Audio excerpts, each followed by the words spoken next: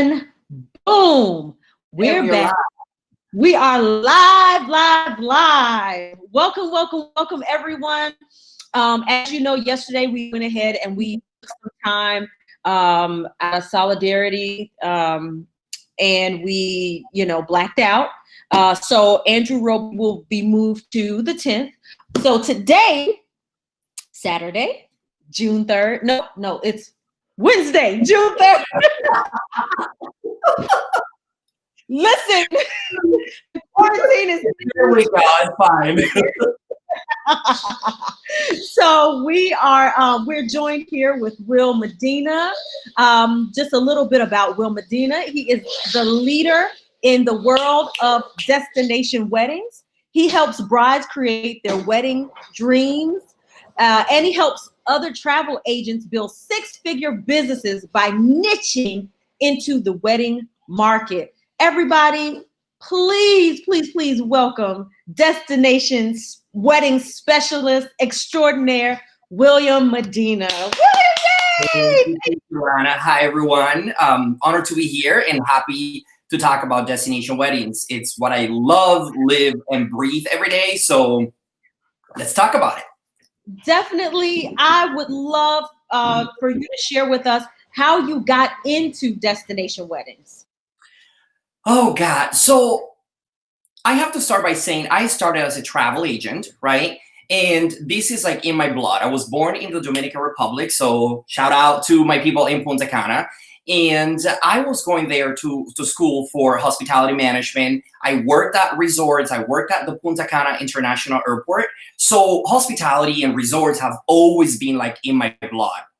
Now, fast forward, I moved to the States back in 2005. And after working for a few years in a call center, kind of like on my other job, the whole 9 to 5 thing, I started talking with one of my friends because everyone was always asking me for like ideas and tips, like where should I go if I'm going to Punta Cana next summer? And I was doing that, as usual for free because I love it and because I knew the area. So long story short, in 2009, I did like 3-4 months of research and I found out that I could actually have a travel agency, and which was my dream, by the way. When I would graduate college in the DR, that's what I wanted to do. So it kind of came back full circle in 2009. By the way, guys, 2009, craziest time to start a travel agency right after the depression of 2008, excuse me. But I didn't know better. I was young and just wanted to have fun. And I opened my agency at that time. Then shortly after that, I remember the first trip that I planned, it was for a group of people. At the time I was living in Milwaukee, Wisconsin. And I had a group of friends that I took to the Dominican Republic. They fell in love with this resort. It was an all-inclusive resort. It was 4.5 star, 4.5 stars, and it was just gorgeous. We spent 5 nights there. They fell in love, and they said, "We want to get married here next year." And I was like, "Oh, that sounds fun. I can do that, right?" And then I planned their wedding, and little by little, in a matter of like a year and a half, now that was attracting referrals. And I found out that that's where like my love really was, right? Like as much as I love the vacation piece of it, it was kind of like, hello, group vacation and wedding, destination wedding. And the rest is history. I've been doing that. I've been doing this ever since. And, we work all over Mexico, Jamaica, Dominican Republic. We've done Costa Rica as well. So usually Mexico and the Caribbean is what I specialize in. I had my own destination wedding in Riviera Maya. So I just love destination weddings. Awesome. And why do you love them so much more than local weddings? Okay, so this is a really good question. So I love destination weddings because, again, it combines the wedding portion of it, right? The celebration of love with an actual vacation for your friends and family. So what I've learned, I live in Florida, people. So what I've learned is that as a very frugal person myself, and this is full disclosure, and I say that to my couples all the time, I realized that a wedding at home was not really what I wanted to do. And this was for myself, when I started thinking about if I ever did it, right? And also for my couples. So in addition to this being a niche that already exists, because so many people in America are spread out all over. We live in Florida, our family lives in Wisconsin. So people were going to have to travel here anyways, and it ain't cheap, right? Right. Long story short, it was just, I love the idea of you being able to spend this money, oftentimes less than a local wedding, and take it with a vacation for your people, give them an experience for 3 or 4 days that otherwise you will not have that time spent with your loved ones if they come to your hometown or your new town, whatever you might live. So for me, it's a little bit of the adventure piece. I got my passport ready to go. I'm always willing to travel, right? So it's the adventure piece, it is the cost savings, and also the fact that what I've learned is most of my couples are busy, right? They do not have the time to plan a wedding and deal with all of that stuff at home, which you guys do greatly, obviously.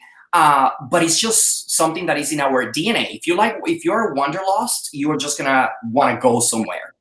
Right. Vacation and wedding that's why I love them so much. Yeah. Awesome. Awesome. Now, what are some issues? Let's kind of dive into what's going on, right now, as far as, we're dealing with COVID-19, and it's such a scary time for even, weddings stateside are being canceled, cities are being locked down and reopened back up and things of that nature. What are some things that you have been experiencing as it pertains to destination weddings and COVID-19?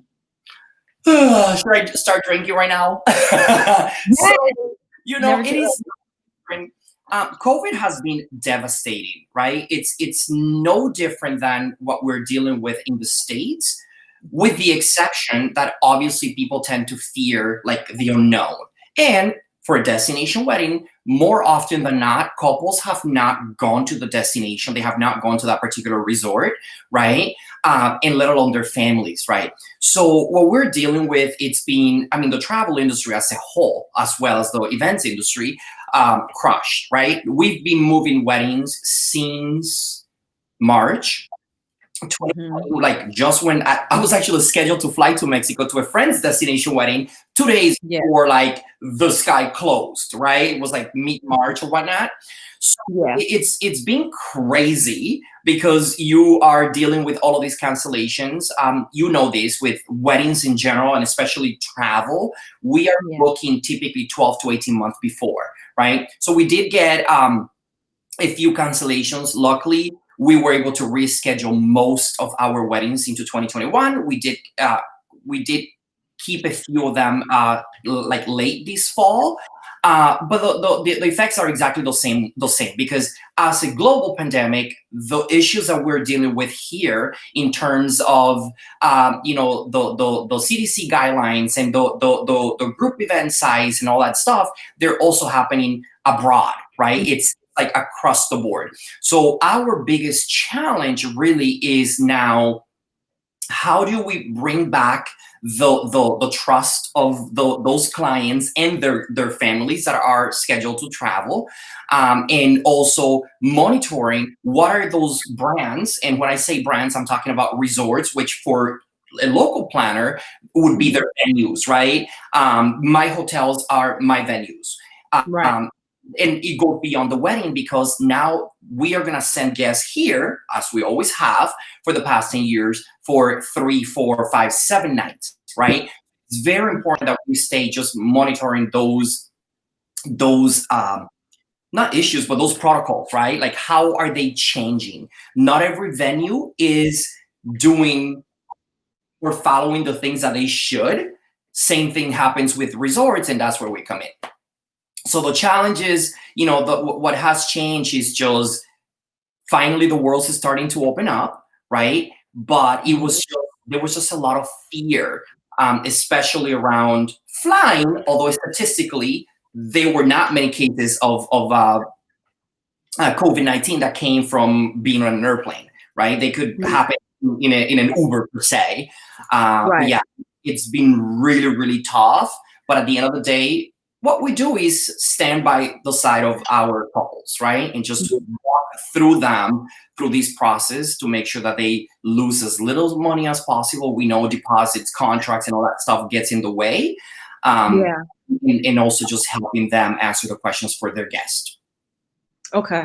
So, let's kind of take a step back real quick and, I would love for you to share with everyone what the pros and cons of hiring a independent destination wedding planner is versus when you call the resort, they say, oh, well, we're going to assign you a wedding planner who's going to help you with everything. No need to worry about anything. And by the way, you can't even bring any photographers, planners, so on and so forth in. Talk to us about that and what the benefits are and just all of that. And then of course that will tie into, how that benefits during this time period as well. Totally. So I think this conversation is very, very simple when you hear what I'm about to say. Most of my couples come to me when we do a complimentary consultation or planning session that we're just discussing the idea of whether or not a destination wedding is for me, right? Most of the couples come to me and they say, well, my form asks, like, what destination do you have in mind? And it's usually Costa Rica, Jamaica, Bora Bora, St. Lucia, no Mexico, right? Like, as an example, or no Jamaica. Whatever people have these beliefs around certain destinations that they are not familiar with, they come with that to me. So the first benefit of hiring someone to work for you as an independent destination wedding expert is the fact that this person is working with you before you even know what country or what resort you are even going to get married at. Because let's be honest, if you Google destination weddings right now, it's like millions of results in about 0.2 seconds, right? So the biggest value of us is start way before you're ready to sign a contract with a particular hotel. Right? We tell you what are the shortfalls. We tell you what about this free wedding package that they're giving you, but are really not highlighting that the extra person is, $250 or whatever the number might be, depending on your price point. Then we talk about, the needs for passports, not just for you, but also for your guests. Like, do they have that? Do they have enough time to do this? And all in all, a destination wedding specialist or expert or planner just knows the travel component of it, and they will be able to protect you when you're going overseas. It's kind of like buying a timeshare, right? You buy a timeshare when you're on vacation under the effect of margaritas. You're signing a contract in different countries, right? And we tend to be very trusting, which is fine. But I think it is smart to have someone on your team that is going to give you the peace of mind and is going to set you up with a proper timeline, that is going to give you the real feedback of what's happening, that is going to tell you whether that beach is really private or or that gazebo is right next to the pool. So that's like before you even get started. Then when we talk about like, okay, you have already chosen a resort, which we have a lot of couples that come to us and they already have the resort, they already signed the wedding contract, right? And they're still overwhelmed by the rest of it. I said at the beginning of this that destination weddings are a group vacation and a wedding, right? More or less, you want to play travel agent with your guest for the next year.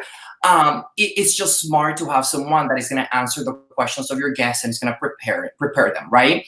There is no one at the resort wedding department, and I love my resort partners, so I'm not saying that this is a bad thing. It's just the way it is, and thankfully that's good because that's why my job exists. At the resort, what they're giving you is a wedding coordinator. So this is like a day off, right? That a local venue would give you. They are just there to help you with the things that pertain to the wedding at the resort, not the vacation piece, not your guest, not the questions, not the passports, none of that stuff. I'm going to give you a sideline of that one. Last year, I had a couple that we signed a contract, right? We narrowed down the countries, we narrowed down the resorts, we signed a contract to the Dominican Republic. There was this beautiful resort there that they chose. And, every year in the travel industry, we get it gets heated up with like different topics that are going on in certain destinations. Sometimes it's, attacks in Paris. Sometimes it's, drug cartels blown out of proportion in Mexico. Other times it's alcohol in the DR, right? We have a feet in the ground, so we can walk you through that process and be like, listen, this is not really happening. I was just there and here's the proof, right?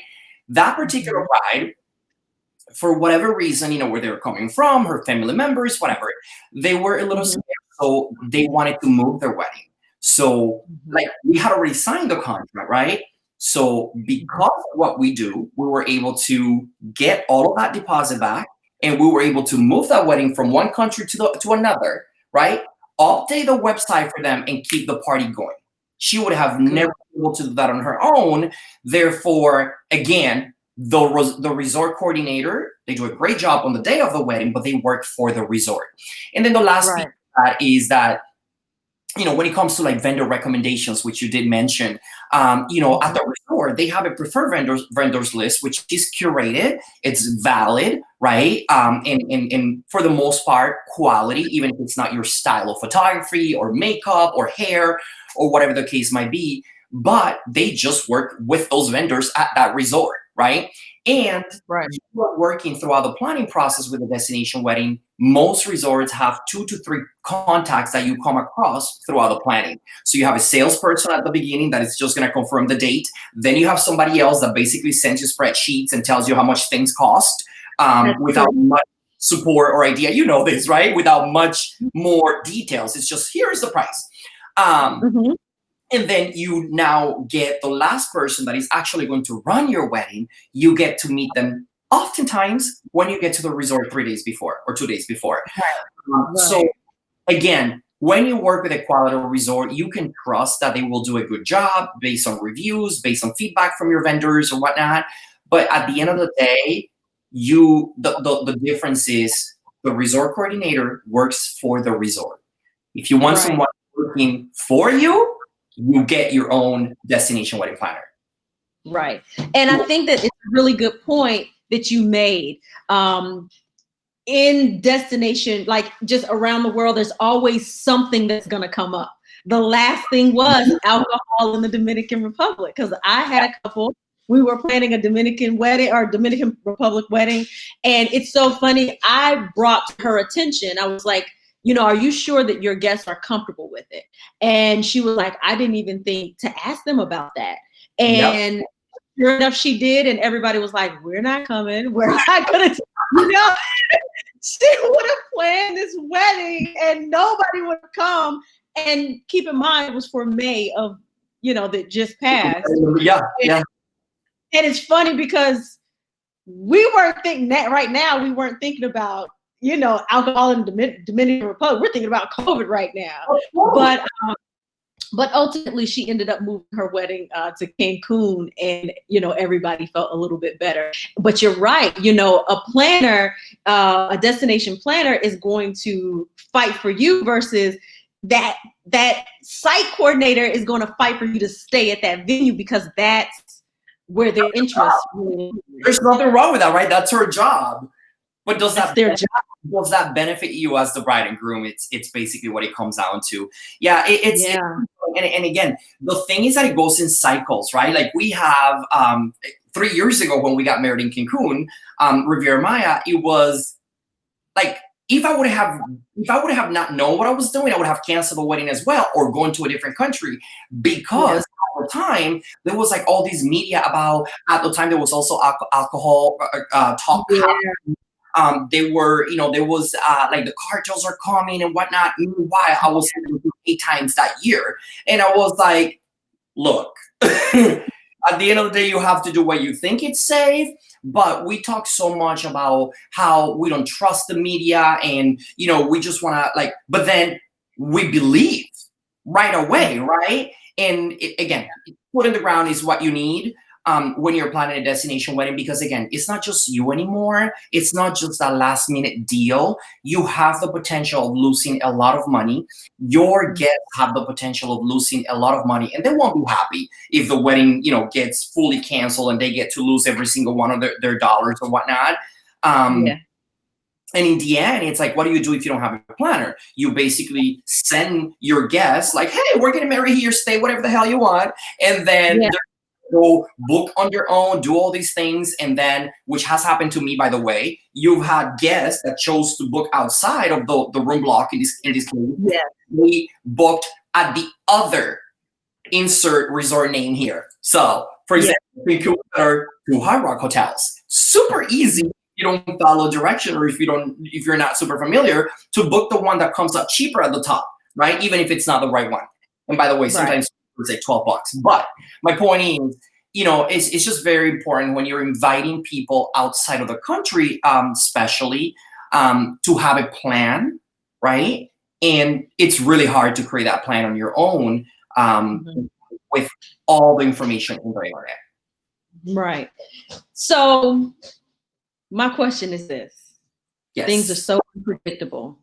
When, I know that you have rescheduled weddings for your clients. When do you think that some of these destinations will be able to pick back up and start doing weddings? You know what I mean? Mm-hmm. Yeah, great question. And as of the time of this video, a lot of the destinations are already starting to open. It felt like it was a lifetime ago that they closed, but it was 3 long freaking months. So a lot of them are starting to open now in early June. Very similar plans are being followed as those in the United States, where it's in phases, right? I can tell you, for example, Cancun is just opening in a couple of days. And some people open right away, others chose not to because they have so many cancellations that the occupancy level, meaning the percentage of clients that they will have on site, will not make sense for them to open, with 200 people when it's a resort that fits 3,000 as an example. So a lot of them are opening right around now in June.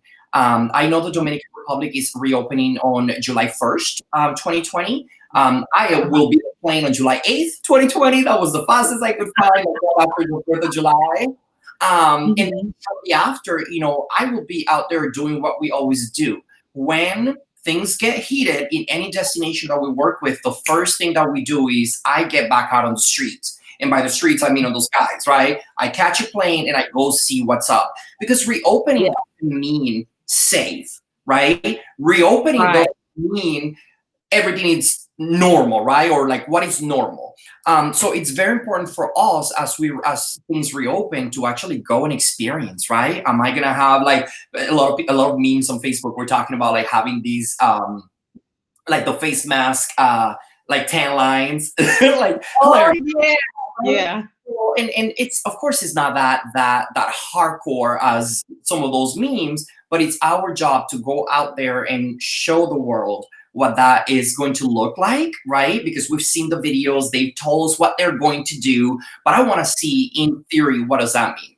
So to answer your question, I think it's pretty safe to say a lot of the people that we're holding on for their destination weddings in the summer have either moved or canceled them. I know for a fact we basically lost all of March through. We had a couple of weddings, for example, that were happening in October, but they were like kind of like at the starting part of the game, so we didn't have like as many guests booked.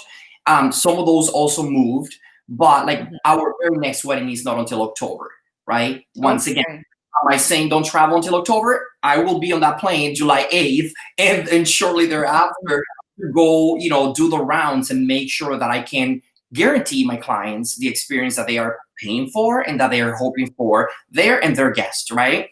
But again, to answer your question, it is slowly starting to reopen. I'm actually really proud of the changes that I've seen with a lot of hotel brands, how they've implemented all those safety protocols and guidelines, to remove or reduce the spread. And we're talking about, extra sanitation in the rooms. They're steaming things. We're talking about, they are definitely recommending and actually implementing social distancing, both at the restaurants, at the beach, at the pools. And then obviously the staff have to wear their mask, and some do gloves, some do hand sanitizers and so on. I will tell you from experience, and I am very picky, I've seen over 600 resorts, and by seen, I mean either tour or stay there Mhm. over the past 10 years. And I will tell you, I only work with about 20% of those resorts. So I see a lot of resorts that you will never see on my Instagram because I'm not trying to promote that, right? Nothing Right. wrong, with something for everyone. But to me, quality in sanitation, cleanliness is very important. And I always say that to my Right. couple, even pre-COVID. You cannot expect your family to be stuck at a resort that has one buffet, which, by the way, a lot of them are getting rid of it for now, anyways, and Mhm. just food stations and kind of like working around it. Um, Mhm. a resort that only has one buffet with not very clean or healthy, food preps and handling. So it's gonna be a lot of hard work to rebuild the industry, much like in the States. But Right. I believe that the industry is resilient. As humans, we're built to like want to explore, right? And once again, if you live in Miami like me and you have families all over the country, they were gonna fly already anyways or drive 24 hours for 4 hours in your wedding. If you already had that bug for your destination wedding, move it to 2021, and again, make sure that you're focusing on the quality of the places that you're working with, for sure. Right. And by the way, if anyone has any questions for Will talking about destination weddings, just anything, please feel free to put them in the comment section, and so that way he can tackle those questions too. Yes, I love that. Um, so that's great to know that some of these countries are definitely opening up. And truly, my next question was going to be, what are some of the things that they're doing to ensure and do their part to reduce the spread of the coronavirus? What are some things that their couples can, or I'm sorry, that your couples can do to ensure that their environment, their wedding environment, is safe for their guests? You know, I feel that we all have a part to play on this, right? Um, Hmm. we stayed at home for weeks on end because we were trying to help, right? Like reduce the spread. So in Right. addition to once again focusing on making sure that the place where you're gonna take 50, 80, 100 of your family members is a quality place, in that they Right. are themselves following the guidelines. Because don't forget, like a lot of these countries are trying to do it are trying to not trying, they're following the guidelines not just so that they can reopen for weddings or vacations, they're doing it also for their own people, right? Right. And the guidelines are like, there's nobody exempt of, at least so far, right? There was no country that was untouched by COVID-19. So they're following very much the same guidelines that we have. Once again, we know, just like a restaurant up the road, some will do it better than others. And again, that's where my watchful eye is going to be, really, really making sure that we are working with places that are taking this serious and are doing their part. And then as far as the couples, follow the guidelines, right? If the resort has the pool beds, for example, already placed 6 feet apart, and they're saying don't move them, please don't move Yeah. them, right? Like Yeah. let's go apart. And sometimes when we are on vacation, we do forget and we get a little, um, a little bit too entitled, if you will. So we Uh-huh. have to do our part to protect, again, our guests, others people, other people's vacation, and also the people of these countries that we're visiting that work very hard for us, and that do it with a smile on their face, which I trust we will see even with a mask. You'll be able to see it. Okay. Okay. Um, Talk to us about passports. What has there been any restrictions on obtaining passports? What's the lead time looking like at this point? All Yes. of that. So passports have become a really like a really big conversation, like after the whole cancellations and postponements and whatnot, because Mhm. passport offices are, yeah, as of right now, they're still closed, much Mhm. like most of the world. They have been closed because it's a federal thing. They cannot work from home and all that stuff. So Right. they literally, I think they closed March 17th, which is really funny, Lana, because I actually got my passport. I told you I was scheduled to travel to Cancun for a destination wedding as a guest. And Yeah. I got my passport renewed in person just a couple of days. Like just a couple of days before they stopped like the offices, like I went in person. I was like, I am not sending my passport anywhere. But I never would have anyways because I'm usually gone. So I didn't have enough time, which is on average pre-COVID is between 6 to 8 weeks if you choose to do the regular application. Then they have Okay. all passport like expedited services that you can pay. And then that rushes it to like about 2 or 3 weeks. And then you have the option to go in person. A lot of cities around the country have these offices, sometimes within driving distance from you. I've had clients have to get passports overnight because they found that it was expired. They're flying tomorrow morning. So we moved the flight in the afternoon. They got it that morning and then head to the airport. So again, COVID, it was 6 to 8 weeks roughly for you to get a passport. Now, as of the time of this video, there is about 1.6 million applications that are backlogged, and again, they're not processing them right now. They are, however, announcing like reopening in phases for the passport offices as well around the country. And I belong to ASTA, which is the Association of Travel Advisors of the United States.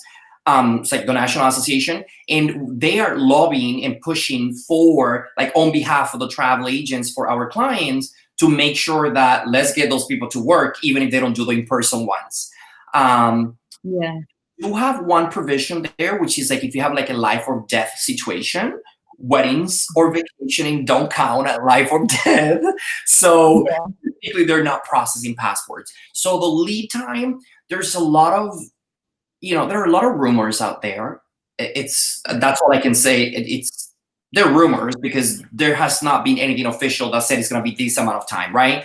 But people are talking about up to like 6 months even to get, caught up. So my recommendation to anyone, whether it is planning a destination wedding, whether it is planning to go on vacation, or listen, if you have a passport and you are not going anywhere the rest of this year, get out, right? Like get started because it will be delayed. Everything, right? Everything has been affected. So right now, yes, we did have a couple of like my students where they had weddings for like September. Everything is expected to be reopened by September. There were no restrictions or all that stuff. And then now it's like, oh, but we sent our passports and we have no idea. And then now you're getting into like attrition or penalty periods, which will, the closer you get to departure, right? So it is expected to take way longer than the 8 weeks average. And my hope is that they reopen too, because it is very important, right? For us to get the economy going in all directions, right? And people think, well, but like, why don't we just like travel domestically and keep the money in America? Well, reality very directly and indirectly has a lot to do with the economy and travel in general, right? Imagine all the cruises that are like not sailing for another 2 or 3 months. All the people that work at the airports here, like businesses like us that are American based 100%. So there's very little other than the final product, if you will, of the product in this case or the service of traveling that only goes like abroad, like it trickles down to everyone. So it's taking way longer. They do on travel.state.gov is the main website for that. If it will always have like the updated information there, like processing times and whatnot. But again, right now it's just a speculation about how long it's going to take. I can tell you it's not going to be though. It's not going to be though more than it does. So if someone got engaged right this very second and decided this very second, hey, I want a destination wedding, what is the earliest date that you would recommend for them to schedule their wedding on? Oh, or the earliest? So juicy. Okay. So it's a known fact that I tell my couples I could whip out your wedding in 4 weeks, right? A destination Yeah. wedding anywhere that I work with, we could do it in 4 weeks. Mhm. The reality is that the reason why we plan weddings for so long, it's for our guests, right? Right. Mhm. And when you're inviting people to go out of the country and book a vacation and take time off and invest, to be there to celebrate with you, you're really just giving them plenty of time for them to be able to plan that. So on average, I will tell you, we get hired between 12 and 18 months before. We've, of course, have done some weddings like at 6 months. So as long as your guests are ready to go, in this case, passports need to be a discussion. Right. Uh, and your guests do not need a full year to make payment plans on their vacations with us. Listen, Mhm. you could be getting married like this fall, like Okay. Mhm. generally in 4 weeks. And this happens a lot actually with elopements. Elopements where it's just the two of them that they fly to Hawaii, Cancun, Dominican, whatever it is. Um, Mhm. there's really not much prep to do, especially when you're working with either what they call an offsite venue, which are these like gorgeous beachfront restaurants that you can rent out, or Right. you are working inside of an all-inclusive resort. As long as we can find your room at the hotel and a Mhm. time slot for the wedding department to perform your elopement celebration, we're in business. So again, you have to look at it. What my couples tell me, the most important thing about their destination wedding is that their guests that they care about are able to attend. So if your guests are ready to go, you could be flying out next month with me to Punta Cana. Uh-huh. You could be doing that there. Yeah. However, lead time, what I've noticed, it is the best. It is to 10 months and up, right? You can start, we have couples that are already planning for 2022. Mhm. We have, but generally speaking, it's closer to that 1 year mark. Yeah. Flights do not even become published until about 11 months before your wedding. Therefore, when we start, 14 months, 12 months before, we have all of this information ready to go, the booking forms, your website, all of that to send Mhm. out, save the dates. So when those flights come out, your guests are ready to start essentially, booking right away or making their deposits on their vacation. Mhm. So planning time, once again, think about your guest list, have the conversation with the people that matter the most in your life that you want there. And if they are ready to roll, we are ready to roll. Like you do not need 1 or 2 years to plan a destination wedding for sure. Yeah. Yeah. So that's awesome. So what are, with COVID-19, what are some new travel trends that you're starting to notice? Yes. So some of these are not really trends, but they're really going to be like they're going to have the spotlight on them right now because again, COVID-19. One of the things that I make sure when I'm talking with my new couples that we keep in mind, which is very important, it is the destination that they're going to for their guest. What is the time frame for them? Like, what is the time in the air for them to get there? Mhm. Right? This is very important because typically you have your guests are attending your wedding in, again, typically Mexico and the Caribbean. They are Mhm. attending your wedding for anywhere between 3 to 7 nights. So that means it's a short weekend for a lot of people. They're flying in on Thursday, they are flying out on Sunday or Wednesday through Sunday and so on. So now, depending where most of your guests are coming from, this is a very important conversation before COVID, just because you don't want them to spend 2 days flying, and get there at 9 p.m. and then just go to the wedding and fly back. That's Right. not why we do a destination wedding. We do a destination wedding because we want to enjoy our families, Mhm.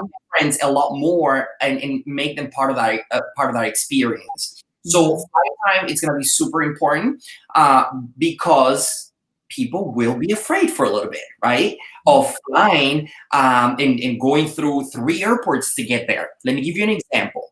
I live in Miami or in Fort Lauderdale, if you're familiar with South Florida. Mhm. And for me, going to Hawaii, I might as well go to Europe. It's just so damn far.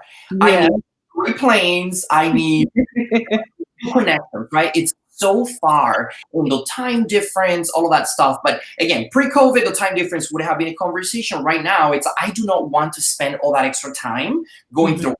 words and in touching things and planes and whatnot. The same thing happens if I was to go, for example, to like Los Angeles, California, or even Los Cabos in Mexico. From this area, it's going to be hard, right, to get there because I'm going to spend basically a full day flying.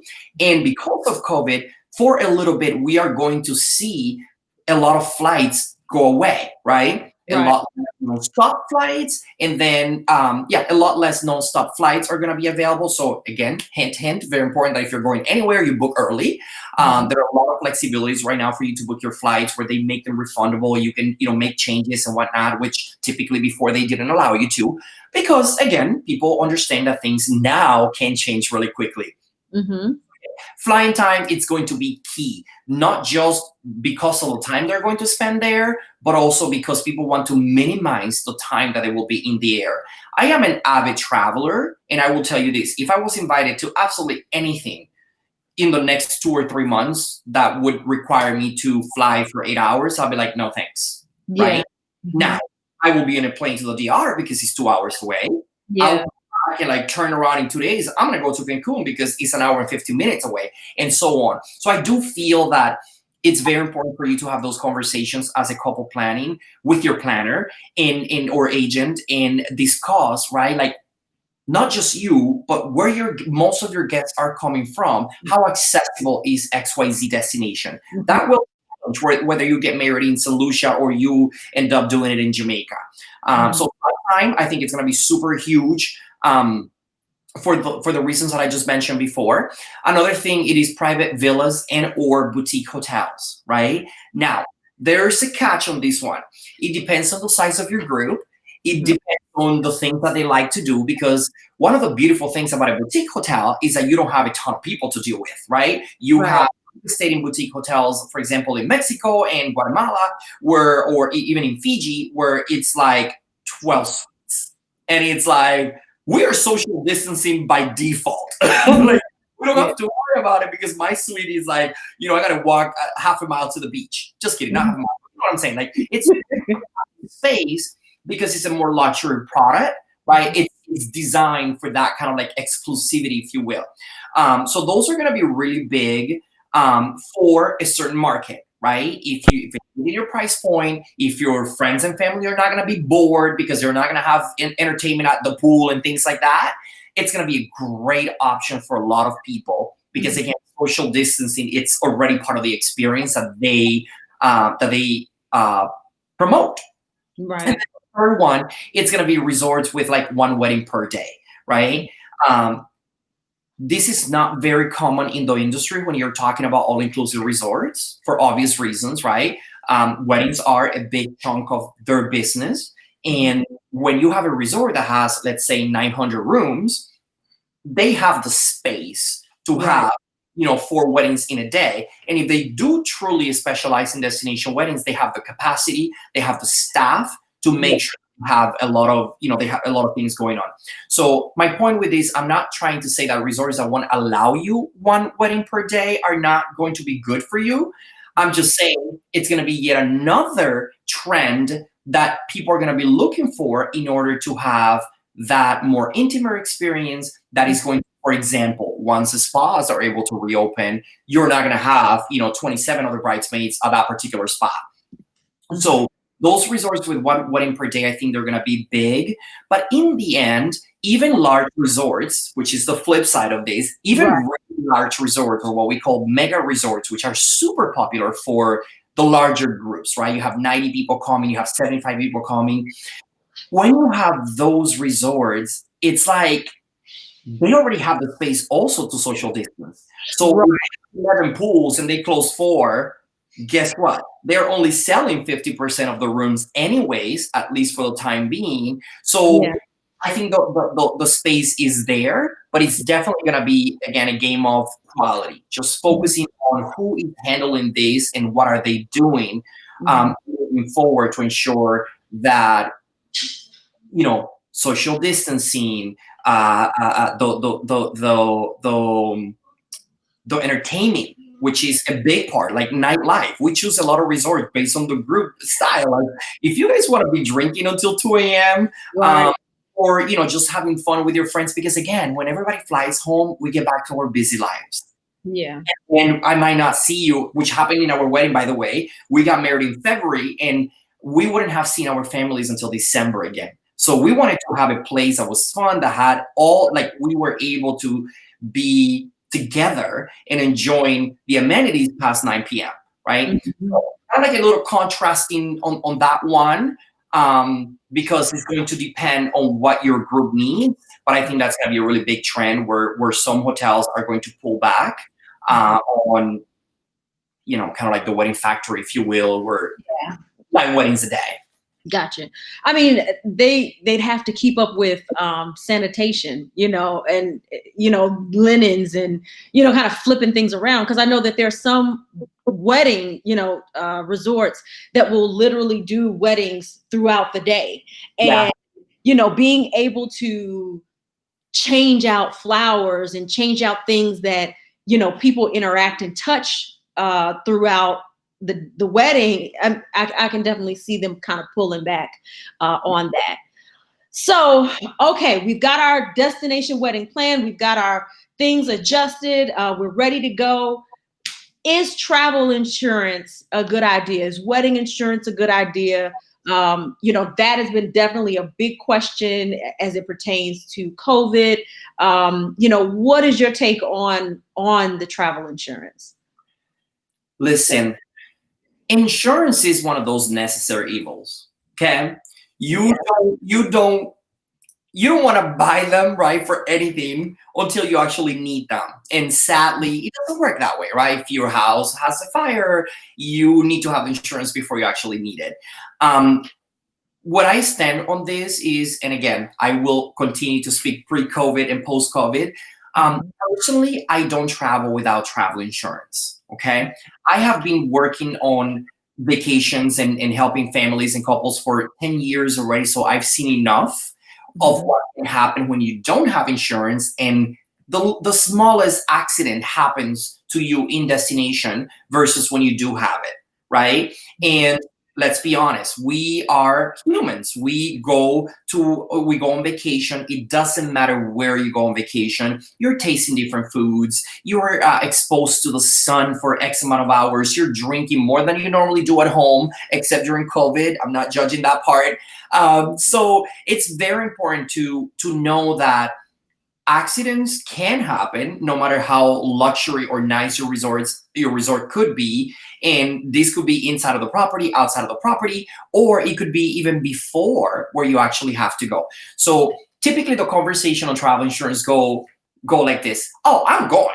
It doesn't matter what happens, I'm going. I need this vacation, right? All of a sudden something happens and you're not. And something happens, once again, we are human beings. We're like live beings. It could be to your family member. It could be to you. It could be in the destination. And it could be a hurricane, right? So travel insurance is always a wise investment. Again, I personally don't travel without it. And I didn't like the first 2 years when I didn't know, right? So I was like, oh, you don't know. But I always make the offer to our clients. We always explain to them that it will protect you before your vacation and most importantly during your vacation. What a lot of people don't realize is that even if you have a really good insurance in the United States, which is not very common these days with employers, once you are off, like outside of the country, a lot of these policies don't cover you. So if you look at like most of them, I'm talking about like 90+% of these plans don't cover you. So if you look at your passport on page 6, it actually says there, please consider travel insurance. And it tells you there about these. It may not cover you overseas. And it talks about, even Medicaid and Medicare might not. So again, to me, it's always a wise investment. And if you think about the small investment compared to what everything else that you're already paying for, we usually say it's roughly between like 6 and 10% of your investment. Guys, when you're going to an all-inclusive and you're attending a destination wedding, you spend, let's say, $1,500. Depending on your age and on your age and like where you live, we're talking about 100 and change for a travel protection plan that can give you, depending on the reason, whether it's covered or not, up to 80% or absolutely every single dollar back. Okay, super important. I cannot stress it enough. It's always been something that we make part of our process. And I believe so much in it, as much as I don't like buying insurance for my iPhone, I don't like buying insurance for my car. Like, it's like, ugh, why do I have to do this, right? But when you're spending a couple of $1,000s, and to me, the most important thing is your time, right? You get one vacation a year. And if I'm being honest, for a lot of the clients that I see that are attending an event, they haven't gone on vacation in 3 years, 5 years. You get that one vacation booked and something happens and now you got to lose your money, right? Because the airline is not doing XYZ, because such and such. So 20 years from now, when COVID is not a thing, travel insurance. Shorter. I hope it's less than 20 years. Totally. What I'm saying, like in the future, when like this is not even a thing in your mind, but a distant dream, bad dream, it is, it will still be important. And the biggest thing is there are different options within the same company, and there are a ton of different vendors out there. So for me, it's never been, and I've actually gotten this question before, like, are you just trying to upsell me into something? Absolutely not. I'm trying to make sure when I get that phone call and you are in Mexico and you tell me that you just got rushed to the hospital for XYZ, right?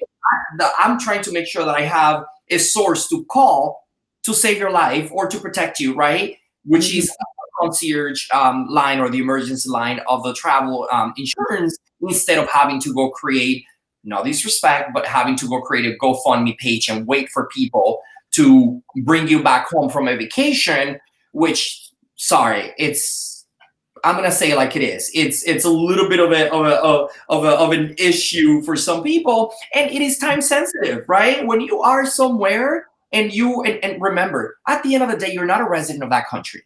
So when they ask you to pay, you have no choice. Like you are not a resident there. You don't have a home there. You're on vacation for 5 days. So they will need a credit card to even admit you. And this is in a lot of places.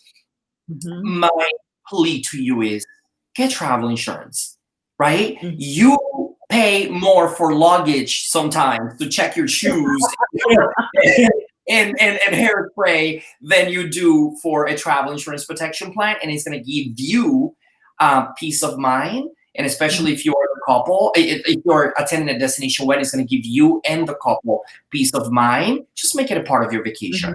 It should be. On average, how much does someone expect to spend on travel insurance?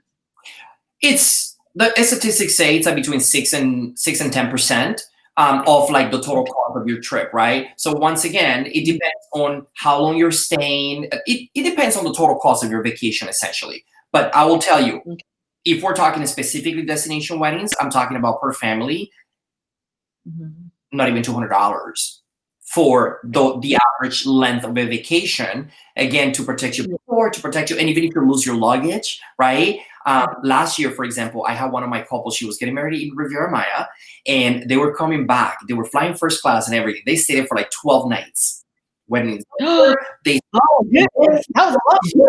they stay, family went back home. They stay longer, like for their honeymoon at the same floor. We changed rooms, we upgraded, whatever. Then they are headed to the airport, checked out of the resort, 45 minutes away from the airport. They take their private transfers that were booked and they head to the airport. American had canceled their first class flight, which was the last flight of that evening.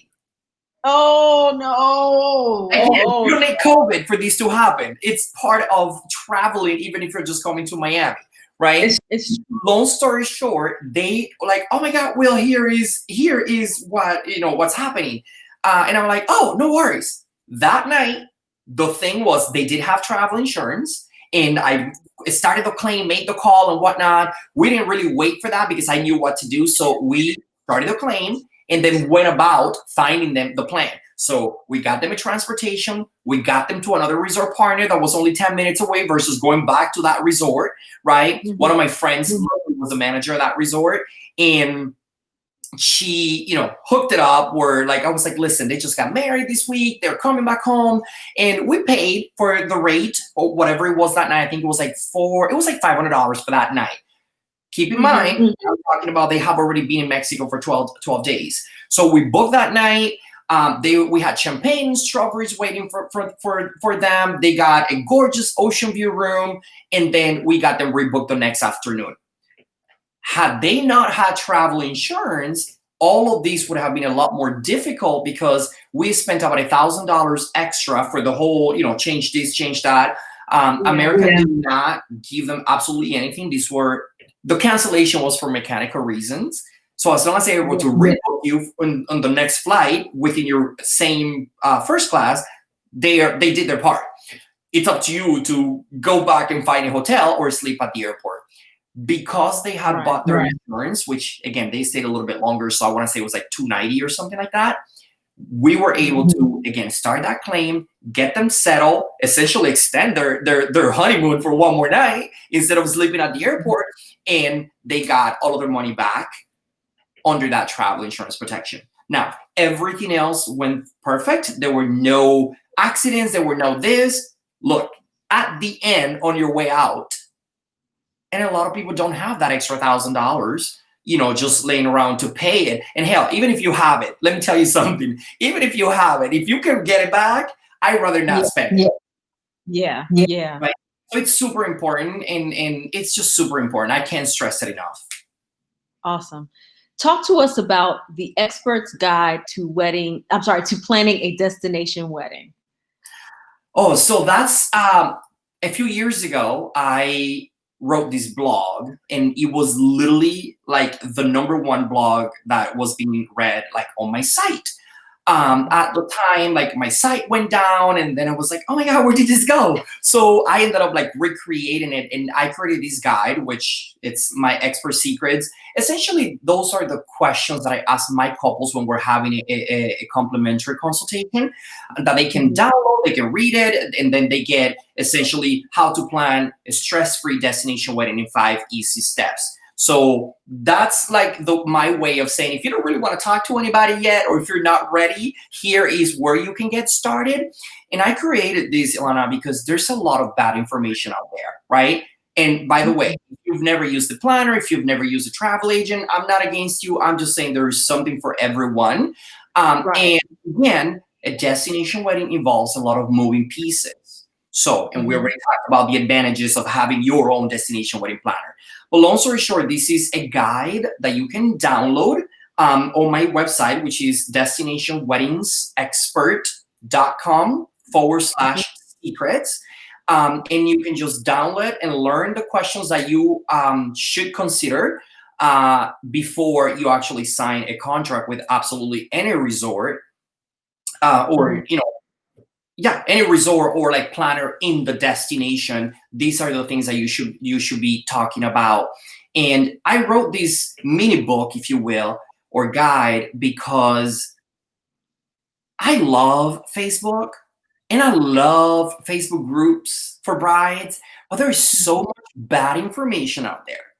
And sometimes they don't mean bad, right? You had your wedding 4 years ago, you did it the stressful way, but you liked so much that you stayed in that Facebook group, and now you keep telling people what to do, even though you still have your wedding. Like, I see you. I've been doing this for a long time, and I know those people are, right? So I wrote this guide for that, right? To help little by little, like demystify and remove the overwhelm of what it is to plan a destination wedding, in hopes that those that really want to do them know how to and do them, because I love them so much. And I see people give up on their destination weddings, and we meet at a party and they're like, oh my God, I wish I would have met you last year. I really wanted a destination wedding, but I got so confused and overwhelmed and gave up. So I had my, hometown wedding. So there's no right or wrong by choosing destination versus, choosing stay at home. My hope is that if that's your dream, that you know what it takes so that you don't give up on it. So that's what it is. We have a question from Randy. Randy Smith, who is a baker of Sugar Euphoria. Thank you so much for tuning in. Randy wants to know, are there things to look out for or avoid when shopping for travel insurance? You know, yes. So the first thing that you have to look for is compare the plans that they have available, right? There are very reputable companies out there. There are others that just come and go. We do primarily work with two companies. One of them is called Travel Safe. The other one, which is the one I use for my own plans every year, it's called Allianz, right? And this is a huge insurance company. Now, one of the things that I would look for, depending on when you're traveling and if it's available, it is what they call cancel for any reason, right? That just basically means there are no questions asked up until about 2 hours before you get on that plane. We say 24 hours just to kind of be on the safe side, with time differences and whatnot. But if you can get it canceled anytime or cancel for any reason, kind of like a rider, but it will be in the name. That's something that I would definitely look for. Now, keep in mind, most insurance companies, they will remove that rider if you don't deposit or if you don't purchase the plan within the first 10 to 14 days from your original vacation deposit, right? Not when you paid it in full, when you gave us that first $100 to plan your vacation, right? That's your deposit date. And then that's when we actually present you the quote and we show you the options and whatnot. So cancel for any reason is super important. I've seen a lot of companies right now during COVID that have gotten rid of the plan for obvious reasons, guys. I hope it comes back, right? Like that rider. But for obvious reasons, there were people that didn't have insurance. And now because they didn't want to go, they were trying to get the insurance and it doesn't work like that. So I really hope that once this settles, they're able to just revisit and organize whatever they need. So one thing to look for is definitely try to make sure that you get the coverage that you want, whether with a cancel for any reason. And then beyond that, one thing to avoid, if I'm being 1000% honest, Randy, it is do not just go with the cheapest one. And I mean this not to sell something, because I'm clearly not selling you anything right now. But I mean, take a look at the coverage limits, right? Most plans will cover you, let's say, they will reimburse you for delays, $500, but it says there that the delay has to be, or the cancellation has to be 24 hours or longer.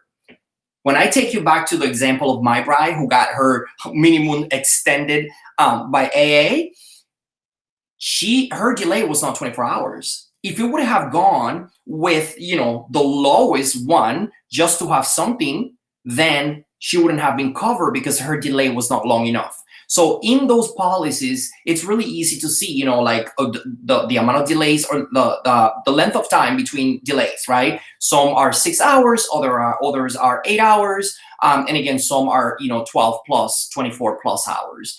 And then the other thing is, I really like to show my clients the options and give them the tools for them to get a quote based on their medical conditions.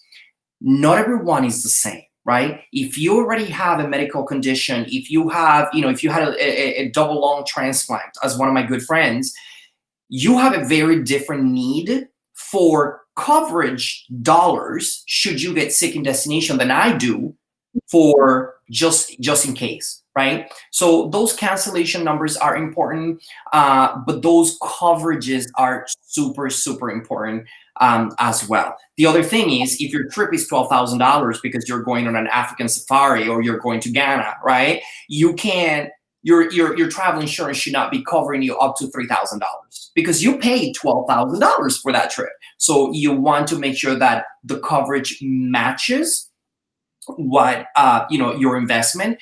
And this is not really unique to travel insurance, like travel insurance, just any insurance. When I got insurance a little bit ago after we moved to this home, I had to make sure that the insurance, should I pass or get disabled, would cover my salary or would pay out the mortgage, right? So that the burden was gone. So it was important to take that extra time to review those things. So as long as you're going with a reputable company, more like, especially if you're working with a travel agent, they're not going to lead you wrong, because again, it's in everyone's best interest that you're protected overseas should something happen.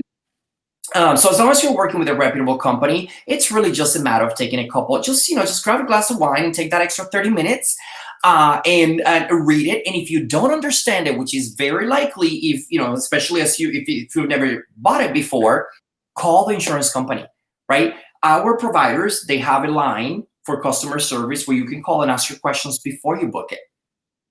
Like flat out, hey, listen, I have this, and that condition, and I'm going, I'm going to Spain, and I'll be there for these long. What do you recommend? Which plan do you recommend if I need these things to happen, right? Mm-hmm. And then there are other riders which are, like if you're not able to take off work, right? That's usually not a cover reason because it's not medical or anything like that, but like your employer no longer is now allowing you to go.